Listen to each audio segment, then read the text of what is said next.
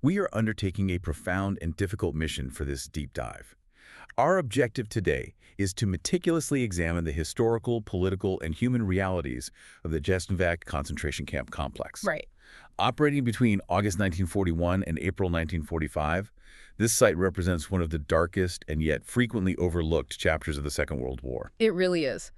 And it is essential to establish right now at the very beginning of our discussion the immense gravity of the subject matter we are about to explore. Yes. What you are about to hear is harrowing. It is deeply disturbing. The details of the systemic violence, the intimate brutality, and the sheer scale of the suffering endured by the victims at Jasenovac will be difficult to listen to. Very difficult. We are drawing upon an extensive archive of historical records, survivor testimonies, demographic analyses, and memorial documentation to understand the mechanics and the legacy of what is often referred to as the Auschwitz of the Balkans. But engaging with this history is an absolute necessity. It is vital for the preservation of historical memory and for the maintenance of our collective human conscience. Precisely. This was the largest human slaughterhouse in the region, and it is imperative that we approach this history with the utmost rigor. We are stepping into a space where tens of thousands of lives were violently extinguished, and we owe it to those victims and to ourselves to bear witness to the truth of their final days. There is no room here for casual observation. You have to sit with the weight of this reality. To understand the genesis of Jasenovac, we must first define what it was and, crucially, who operated it. This is a fact that often surprises those who are only familiar with the broader strokes of the Second World War. Because Jasenovac was not run by Nazi Germany. Exactly. It was not a product of the SS. It was established, administered, and operated entirely by the Independent State of Croatia, often referred to by its acronym, the NDH. The NDH was an Axis puppet state, born out of the invasion and dismemberment of the Kingdom of Yugoslavia in April 1941 by German and Italian forces. To comprehend how a regime could construct and sustain a system of such intimate manual brutality, we have to invite you to step back into the geopolitical landscape of the spring of 1941. It was a landscape of sudden, catastrophic rupture. When the Axis forces invaded Yugoslavia in April 1941, the royal government collapsed in a matter of days. Just days. And in the vacuum, the Axis powers, specifically Germany and Italy, carved up the territory. And in the region of Croatia and Bosnia-Herzegovina, they installed the Independent State of Croatia. And they handed control to the Ustaše. You have to understand who the Ustaše were before they were given a country. Right, they weren't a mainstream political party. No, not at all. They were a fanatically nationalist, fascist, and terrorist organization. They had spent the 1930s in exile, mostly in Mussolini's Italy, plotting assassinations and dreaming of a racially pure Greater Croatia. Suddenly, in April 1941, these exiled extremists were handed the keys to a state apparatus. The swiftness with which this apparatus of terror was constructed is staggering from a historical perspective. The NDH was proclaimed on April 10, 1941, and Dante, the leader of the Ustaše, who held the title of Poglavnik, which is similar to Führer or Duce, returned from Italy and immediately set to work. This was an experiment in fascism, built entirely on German approval and Italian consent, but fueled by a localized, deeply entrenched ideology of ethnic and religious exclusivity. Within a matter of days, the regime enacted a legal framework for genocide. They adopted Nuremberg-style racial laws that specifically targeted Jewish and Roma populations, and those laws had an immediate, devastating human impact. Right. Imagine the terror that gripped these communities. Overnight, your citizenship is revoked, your property is seized, you are forced to wear identifying marks. The racial laws were not mere political rhetoric. They were the direct precursors to mass arrests, deportations, and localized massacres. But while the Ustaše enthusiastically participated in the broader Holocaust against Jews and the Projamos against the Roma, their primary obsession, their core ideological target, was the ethnic Serbian population, which constituted nearly a third of the territory's inhabitants at the time. The policy regarding the Serbian population was articulated with terrifying mathematical clarity. Yes, by Mile Budak. He was a senior Ustaše official and the Minister of Education. He publicly outlined the regime's explicit formula. And that formula it is chilling to even say out loud. He stated that 1/3 of the Serbs were to be physically eliminated, 1/3 were to be expelled to neighboring Serbia, and the remaining 1/3 were to be forcibly converted to Roman Catholicism. It was a state-sponsored blueprint for the total erasure of a people's identity, culture, and physical presence. The human reality of that formula is difficult to overstate. It meant that neighbors who had lived side by side for generations were suddenly enemies of the state. It meant the Ustaše militia, the paramilitary wing of the party, was empowered to roam the countryside. They were pulling people from their homes, burning villages, and committing atrocities in plain sight. This was not a tragic byproduct of war. This eradication was the central defining mission of the Ustaše government. They believed that the only way to forge their utopian pure nation was through the absolute destruction of the other. They had the ideology and they had the laws, but the Ustaše quickly realized that sporadic massacres in rural villages were insufficient for the sheer scale of eradication they desired. The logistics of localized murder were too messy, too public, and too slow. They needed infrastructure. They required a permanent systemic machine of death. And that brings us to the geography and the complex administrative system of Jasenovac. Because it is vital to clarify for you that Jasenovac was not a single, isolated camp. It was a sprawling complex. That is a crucial distinction. When we say Jasenovac, we are actually referring to a vast network of 5 primary subcamps, Alongside numerous execution sites and forced labor areas encompassing a massive 210 square kilometers. The Ustaše deliberately selected a region of marshlands at the convergence of the Sava, Una, and Veliki Strug rivers. They didn't just build a camp on the landscape, they weaponized the landscape itself against the prisoners. The strategic isolation was absolute. Let's trace the evolution of the system because it illustrates the cold, methodical planning of the Ustaše authorities. Right, the first iterations. Camp 1, known as Krepche, and Camp 2, Brutality, were established in late August 1941. These served as early testing grounds. Prisoners were brought in and subjected to grueling forced labor, primarily building embankments to hold back the rivers. But the Ustaše hadn't fully accounted for the severity of the environment. By November 1941, both of these early camps were forced to close due to catastrophic flooding. The rivers literally overtook the barracks, and the human toll of that early failure was immense. The surviving inmates from Krepche and Brutality, already starved and exhausted from laboring in freezing mud, were transferred to what would become the operational heart of the complex. Camp 3rd. Yes, Camp the Third, known as Siglana, or the Brickworks. Siglana became the central industrial and extermination site. It functioned continuously until the very end of the war. When survivors speak of Jasenovac, they are most often speaking of the horrors endured within the walls of the brickworks. It was a place designed to extract every ounce of labor from a human body before discarding it. Beyond the central complex of the brickworks, the system relied on specialized satellite facilities. For instance, Camp 4, Kajora, or the Tannery. Which was uniquely situated within the actual town of Jasenovac itself. Right. This facility primarily utilized skilled Jewish laborers. Their expertise in leather processing temporarily spared them from immediate execution. Because the regime needed leather for its military gear. So these individuals were kept alive strictly because of their economic utility. It was a temporary, fragile reprieve built on exploitation. But perhaps the most notorious, the most heartbreaking of the subcamps was Camp V, Starogradica. This was not a newly constructed facility. It was a massive, foreboding, former Austro-Hungarian fortress that the Ustaše converted into a concentration camp. And it was specifically designated for women, children, and political dissidents.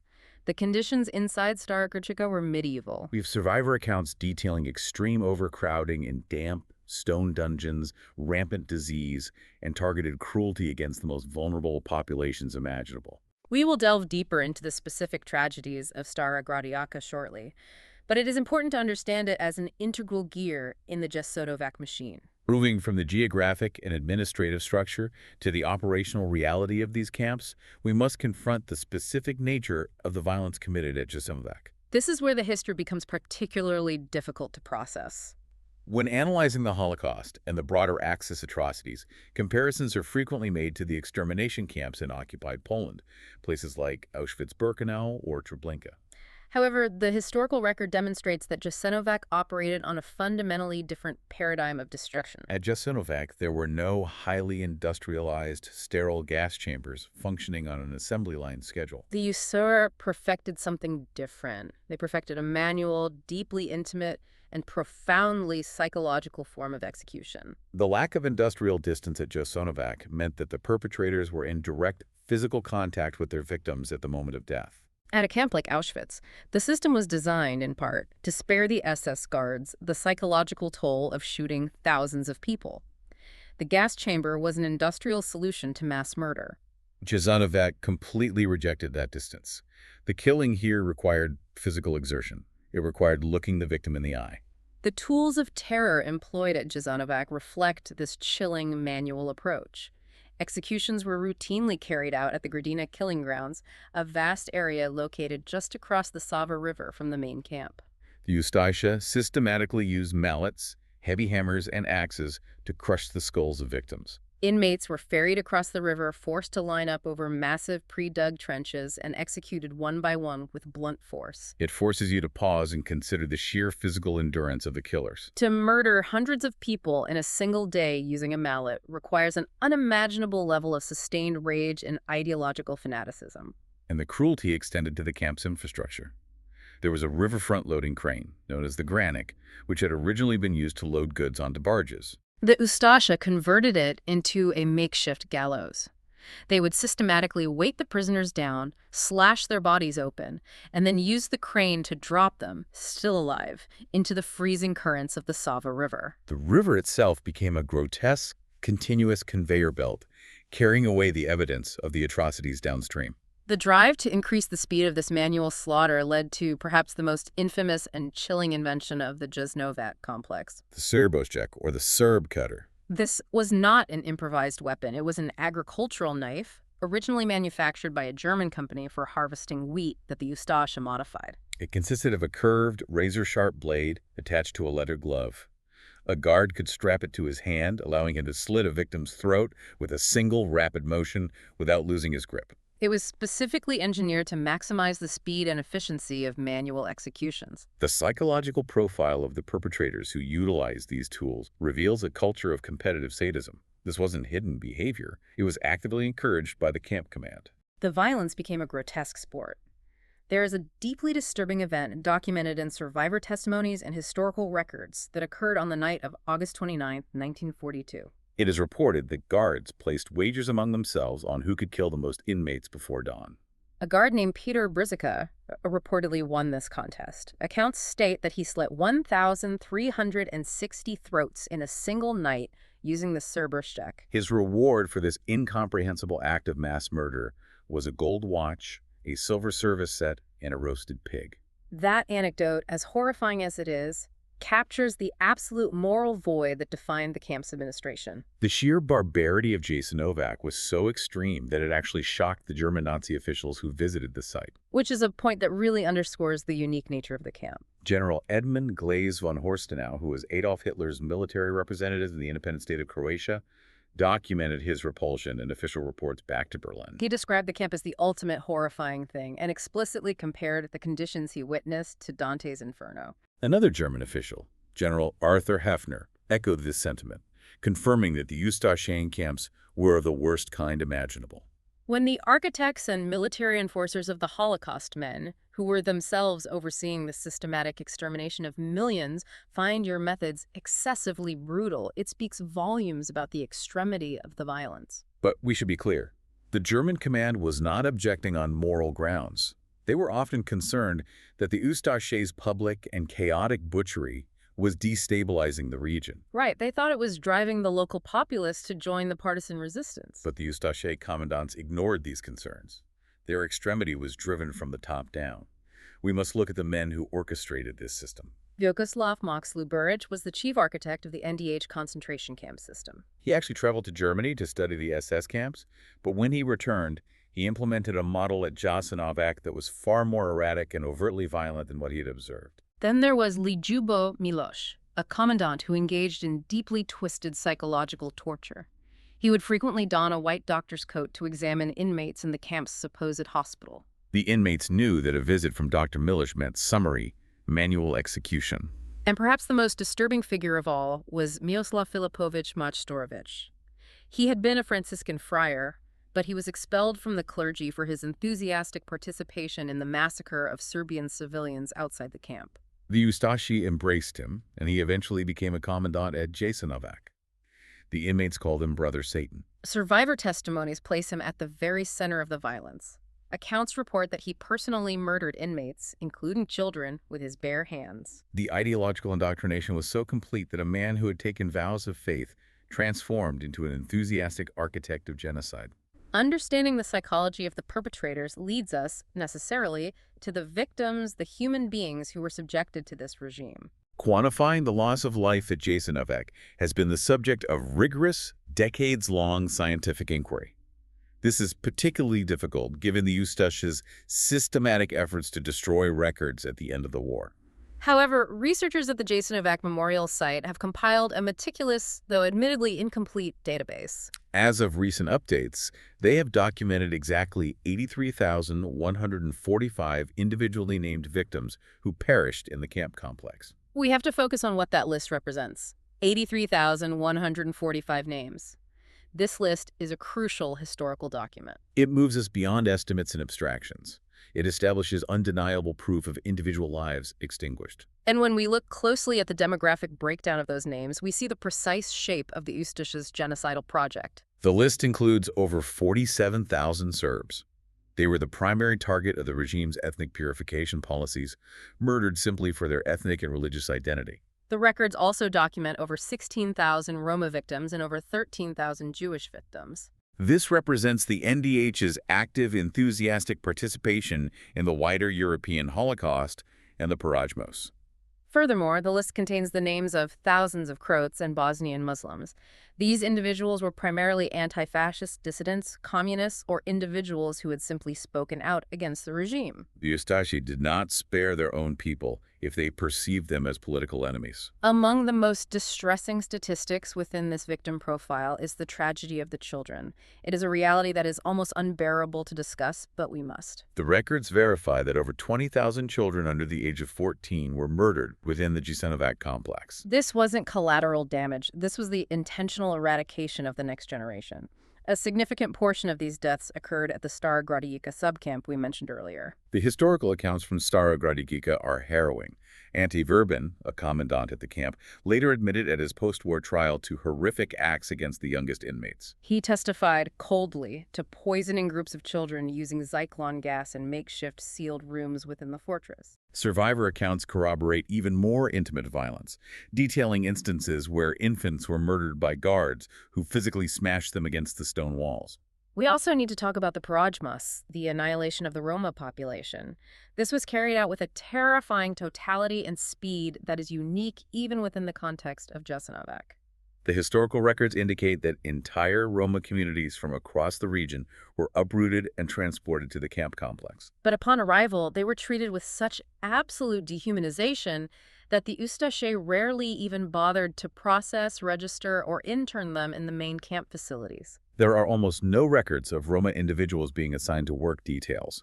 Instead, Roma families, men, women, and children were frequently marched straight from the transport trains to the execution sites at Donja Gradina or the nearby village of Ostica. They were immediately killed and thrown into mass graves. Their erasure from the demographic landscape of the region was nearly absolute. Entire dialects, traditions, and family lineages were severed in a matter of weeks.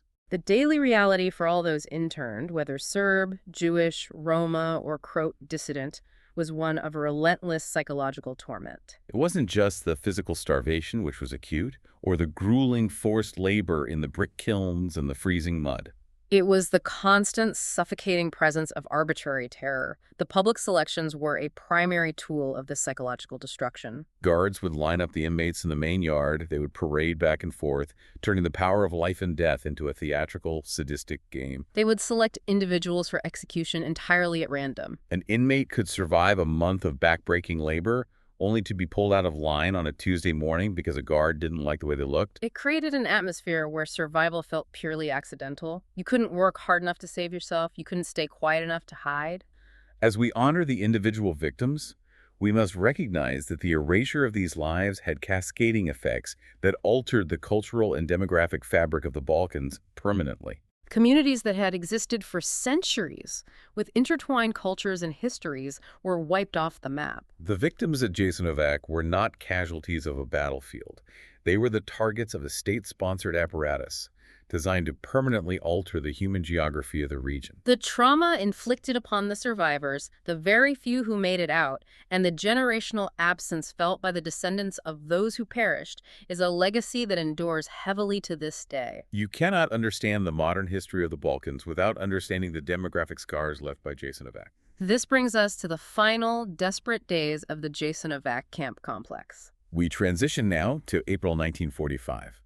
The geopolitical reality of Europe has shifted dramatically.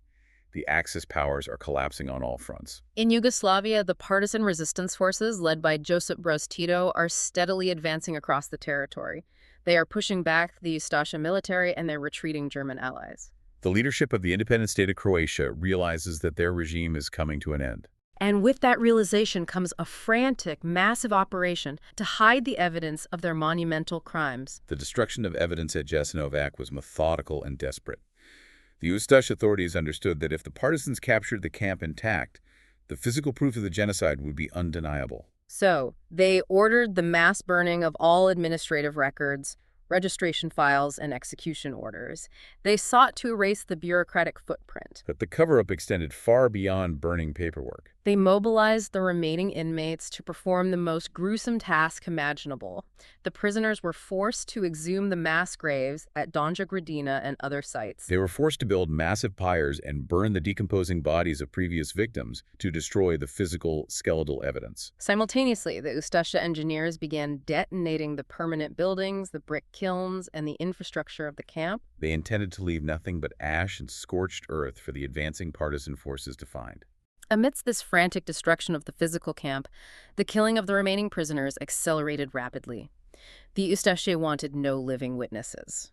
On April 21, 1945, the guards systematically massacred the final group of women held at the Stara Gradiška subcamp. It was an estimated 700 to 900 individuals. They were simply annihilated as the camp was being liquidated.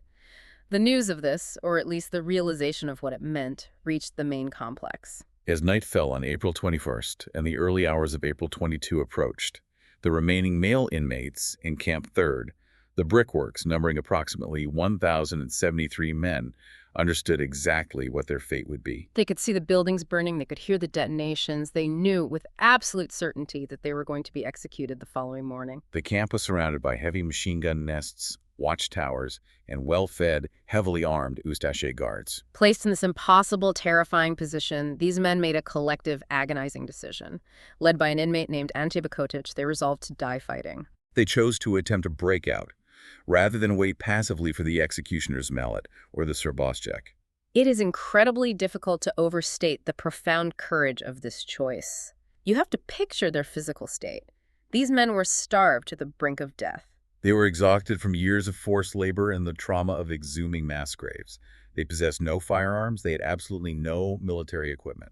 The breakout commenced on the rainy morning of April 22. It was a harrowing, desperate surge for freedom. Armed only with bricks they had manufactured, pieces of scrap metal, and improvised tools pulled from the rubble, the inmates organized themselves and rushed the camp gates and the fortified guard positions. They charged directly into sustained, heavy machine gun fire. The casualties were immediate and catastrophic. The guards opened fire from elevated positions, mowing down hundreds of men in the mud of the camp yard in a matter of minutes. Out of the approximately 1,073 men who attempted the breakout, the historical record confirms that only about 100 individuals successfully penetrated the Ustaše lines. Only about 100 men made it through the barrage, swam across the freezing rivers, and escaped into the surrounding woods to eventually join the advancing partisans. Following the breakout, the Ustaše guards moved through the camp and executed the few remaining inmates, the sick, the elderly, and those who had been physically too weak to participate in the charge. With the last prisoners dead or escaped, the Ustaše completed the obliteration of the camp. They systematically destroyed the remaining buildings down to their very foundations. When the partisan forces finally arrived at Jasenovac in early May 1945, they did not find a standing concentration camp to liberate, like the Allies found at Dachau or Buchenwald. They found a desolate landscape of smoldering ruins, ash, and unburied human remains. The Ustaše had largely succeeded in destroying the physical structure of their killing machine. They left the incoming authorities and future historians the monumental task of piecing together the truth from the ashes and the testimonies of the very few who survived. The post-war era brought the immense challenge of how to memorialize a site that had been so thoroughly erased by its perpetrators. This introduces a complex concept known to historians as difficult heritage. The physical void at Jasenovac meant that any monument would have to navigate the profound trauma of the space, without necessarily relying on preserved historical structures, like the preserved barracks at Auschwitz. How do you mark a landscape of total annihilation? In 1966, the Yugoslav government unveiled the central memorial for the site. It was designed by the prominent architect Bogdan Bogdanovic. He created a massive 24-meter-tall concrete monument known as the Stone Flower. Bogdanovic's design choice was highly deliberate and deeply philosophical. He consciously avoided any literal depictions of horror. You won't find statues of emaciated prisoners or depictions of torture or the weapons of execution. In a region fraught with the fresh wounds of a brutal fratricidal war, Bogdanovic feared that creating a monument focused solely on the visceral brutality might spark further cycles of ethnic violence and vengeance. He wanted to break the cycle of blood. Instead, he designed a concrete lotus flower. The lotus is a universal symbol of life, rebirth, and resilience. It rises from the marshy ground, representing the duality of light and darkness. It offers a space for reflection and mourning without perpetuating the visual language of the Ustaše sadism. The physical landscape of the memorial site itself was also shaped into what is called a topography of terror. The locations of former camp buildings are marked by shallow hollows and earth mounds. It allows visitors to comprehend the massive scale of the complex without rebuilding the instruments of death. And alongside the architectural memorial, there is a vital literary memorial that anchors the site. It is the visceral poem The Pit, or Jama, written in 1942 by the Croatian anti-fascist poet Ivan Goran Kovačić. Kovačić wrote the poem during the war, before he himself was killed by Chetnik forces. The poem stands as a devastating contemporary indictment of the Ustaše massacres. Verses of this poem, which vividly and graphically describe the horror of the mass graves and the sensory deprivation of the victims, are inscribed on a bronze relief at the memorial site. It gives voice to the victims in a way that concrete and earth alone cannot. It grounds the abstract flower in the brutal reality of the history. However, the memory of Jasenovac has not been allowed to rest in peace. The site has been subjected to intense, ongoing memory wars and political manipulation for decades. We have to report on the facts of this controversy because the way the camp is remembered is as much a part of its history as the camp itself. In the immediate post-war decades, the communist Yugoslav state often inflated the victim numbers. Official state narratives sometimes claim between 500,000 and 1 million dead at Jasenovac. This inflation was utilized to push specific political narratives. The Yugoslav government used these massive numbers to construct a unifying narrative of shared, overwhelming victimization. They also used it to maximize war reparations from West Germany. Crucially, the official narrative often de-emphasized the specific ethnic identities of the victims. They blurred the lines between Serb, Jewish, and Roma victims into a broader category of victims of fascism. To serve the state ideology of brotherhood and unity. Contrastingly, following the violent breakup of Yugoslavia in the 1990s, a deeply troubling trend of historical negationism and selective amnesia emerged in certain political and societal sectors, particularly within Croatia. Revisionist groups and some right-wing politicians have actively promoted deeply offensive narratives, most notably the threefold camp theory. This theory posits that the Ustaše Jasenovac was merely a benign labor camp where inmates were well treated. It further claims, without any credible historical evidence, that the actual mass executions were carried out at the site by communist partisan forces after the war ended in 1945. These revisionist claims seek to rehabilitate the fascist past of the NDH by shifting blame and minimizing the scale of the genocide. It is important to state clearly that mainstream historians, international Holocaust organizations, and the Jasenovac memorial site itself systematically and unequivocally refute these theories. They point out that the revisionist narrative relies on extreme, selective reading of archives and constitutes a dangerous form of Holocaust distortion and denial. This polarization between the massive post-war inflations of the communist era and the current negationism of the revisionists underscores the absolute necessity of rigorous, scientific, historical inquiry. When history becomes a political football, the truth is the first casualty. And that is why the painstaking work of compiling the list of 83,145 individually named victims is so incredibly critical. That list serves as the definitive bulwark against both politically motivated inflation and outright denial. When you have a name, a date of birth, a town of origin, and a date of death, the victim ceases to be an abstract statistic that politicians can manipulate. They reclaim their dignity. They reclaim their specific place in the historical record. The science of naming the rigorous documentation of the dead is the most potent weapon we have against the weaponization of history. As we bring this deep dive toward its conclusion, it is vital to connect this history to our present reality. The horrors of Jasenovac, the mechanisms of the Ustaše state, they are not safely confined to the distant past. As Sister Marija Anna-Gashwabrovsky reflected in a profound piece for the Global Sisters report, following her own harrowing experiences during the 1990 siege of Vukovar, the organized violence seen in the mid-20th century can never be dismissed as an impossibility today. The brutal Balkan wars of the 1990s, the current devastating realities of the war in Ukraine, they demonstrate with agonizing clarity the capacity for state-sponsored, intimate violence remains a persistent, hovering threat. Jasenovac stands as a terrifying proof of the fragility of civilization. It shows us how rapidly an ideology can strip away the humanity of an entire society. It shows how quickly a state apparatus can transform ordinary neighbors into enthusiastic perpetrators and quiet river marshlands into industrial slaughterhouses. It reminds us that genocide is never a spontaneous event. It is a calculated structural process. It relies on the passive complicity of the many and the extreme, unrestrained brutality of a few. The mechanisms of dehumanization, the rhetoric of ethnic purity that was utilized in 1941, are the exact same mechanisms that threaten vulnerable populations around the world today. And so we leave you with this final somber thought to carry with you long after you finish listening. Because the Ustaše detonated the buildings, because they burned the records in their desperate retreat, the physical, functional camp of Jasenovac was erased from the earth. The execution grounds were leveled, the brick kilns were pulverized. This means that the only place the true Jasenovac now exists is within our collective memory. If we allow that memory to fade, if we turn away because the history is too heavy, or worse, if we allow history to be deliberately rewritten and sanitized by those who seek to deny the truth, then we are, in effect, finishing the work that the Ustaše started in 1941. We become complicit in the final permanent erasure of those 83,145 souls. We will now observe a moment of silence in memory of all the victims of the Jasenovac concentration camp complex and in recognition of the enduring necessity for truth, historical memory, and reconciliation.